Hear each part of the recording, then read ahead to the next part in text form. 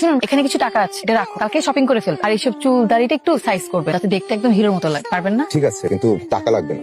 ধরুন না, নতুন জামা প্যান্ট জুতা। নতুন শার্ট, নতুন প্যান্ট, নতুন জুতা সবই আমার আছে। আপনি এত টেনশন করছেন? না না, তারপরও রাখেন, পরে আপনি কি নাকি পরে চলে আসছেন, পরে আমার মান সম্মানে লটস্পাই হয়ে যাবে। আপনি চাইলেও আমি আপনার মান সম্মান লটস্পাই হতে দিব। আমি যাকে হেল্প করি মন থেকে করি। তাহলে কি আপনাকে বিশ্বাস করতে পারি? হ্যাঁ, কাল থেকে আপনি আমাকে সারা জীবনের জন্য বিশ্বাস করতে পারেন। কাল থেকে মানে? মানে কাল আমি আপনার কাজটা ঠিকঠাক করে দিই। আর শুনে, যখন আমি বড়লোক হবো তখন আপনার সাথে গিয়ে আপনার বান্ধবীর বয়ফ্রেন্ডকে আমি দেখে আসবো। আচ্ছা, আপনি বড়লোক কিভাবে হবেন? সেটা তো জানি না। আচ্ছা চলেন, সন্দেহ হয়ে যাচ্ছে, উঠি।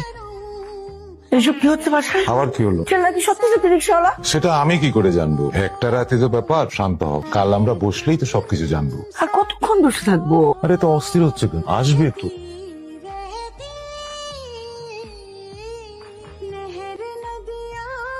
জামা কাপড় ঠিক আছে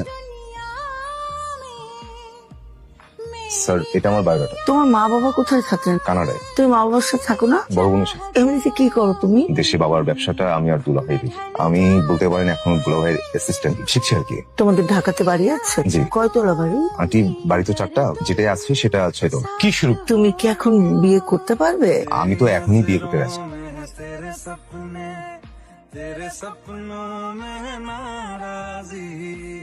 এমন চুপ হয়ে গেলেন কেন? আমি কিন্তু পাত্র হিসাবে কতটাও মন। আমি তো আপনাকে ঠিক মতো চিনিই না। আমরা না হয় ধীরে ধীরে আমাদের চিনে নিল। না, হবে না, আপনি আমার সামনে থেকে ভাগেন, যান। আমি বন্ধুদের সাথে বাজি ধরে রিক্সা চালক সেজেছিলাম, কিন্তু প্রথম যেদিন আপনাকে দেখলাম তখন মনে হলো আমি বছরের পর বছর এই মানুষটার জন্য অপেক্ষায় ছিলাম, যে মানুষটা সারা জীবন আমার হাত ধরে কাটিয়ে দিত। আমি কথা দিচ্ছি, আমি সব সময় তোমার পাশে থাকবো। বৃদ্ধ হয়ে গেলেও আমি তোমার হাত ধরে রাস্তা পার করে দিই। আমি নিজে না খেয়েও আমি তোমাকে খাও। আমি কথা দিচ্ছি, আমি আজ ভালোবাসবো, কাল ভালোবাসবো, পরশু ভালোবাসবো, সবসময়।